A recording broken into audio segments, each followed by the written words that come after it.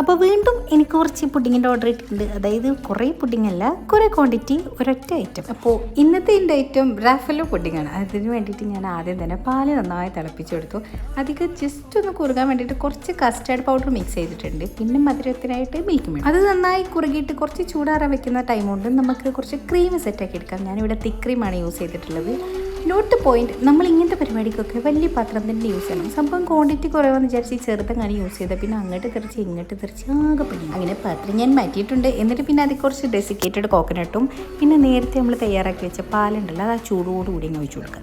അപ്പോൾ ആ തേങ്ങ അതിൽ കിടന്ന് ഒന്നങ്ങ് സെറ്റ് ആയിക്കോളൂ. അപ്പോൾ അതൊന്ന് നല്ല തിക്ക് പേസ്റ്റ് ആയിട്ട് വന്നു. ഇത്ര മാത്രമേ റെഡിയാക്കി വെക്കാനുള്ളൂ. ഇനി ലെയറിംഗ് ആണ്. ആദ്യം നമ്മൾ ബ്രെഡ് എടുക്കുന്നു, അതിൻ്റെ സൈഡെല്ലാം കട്ട് ചെയ്ത് കളയണം. ബിക്കോസ് കാണാനുള്ള look is very much important. കാരണം റാഫലോ പുഡിംഗ് എന്ന് പറയുമ്പോൾ വൈറ്റ് മാത്രമേ കാണുള്ളൂ, ബ്രൗൺ കാണൂല. ഇനി ആദ്യം നമ്മൾ സെറ്റാക്കി വെച്ച പാൽ ഒഴിച്ചു കൊടുക്കുക. പിന്നെ ഡെസിക്കേറ്റഡ് കോക്കനട്ടിൻ്റെ മിക്സ് ഉണ്ടല്ലോ, അത് ഒഴിച്ചു കൊടുക്കുക. വീണ്ടും ബ്രെഡ് ലെയർ ചെയ്യുക, സെയിം റിപ്പീറ്റ്. ആൻഡ് അവസാനം കുറച്ച് വിപ്പിംഗ് ക്രീമും കൂടെ സെറ്റ്. ഞാനിവിടെ യൂസ് ചെയ്തിട്ടുള്ള കണ്ടെയ്നർ ബോക്സ് ഉണ്ടല്ലോ, അത് കുറച്ച് ഹൈറ്റ് കുറഞ്ഞതായിപ്പോയി. അതുകൊണ്ട് തന്നെ 2 സെറ്റ് ലെയർ ചെയ്തപ്പോഴേക്ക് ക്രീമിന് അധികം സ്പേസ് കിട്ടിയിട്ടില്ല. പിന്നെ ഞാൻ ചെറിയ തിൻ ലെയറിൽ മാത്രമേ എനിക്ക് ക്രീം സ്പ്രെഡ് ചെയ്യാൻ പറ്റിയിട്ടുള്ളൂ.